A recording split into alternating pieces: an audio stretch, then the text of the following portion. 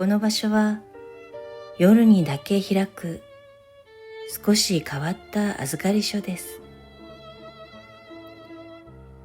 財布や鍵はお預かりしていません。携帯電話も腕時計も傘も、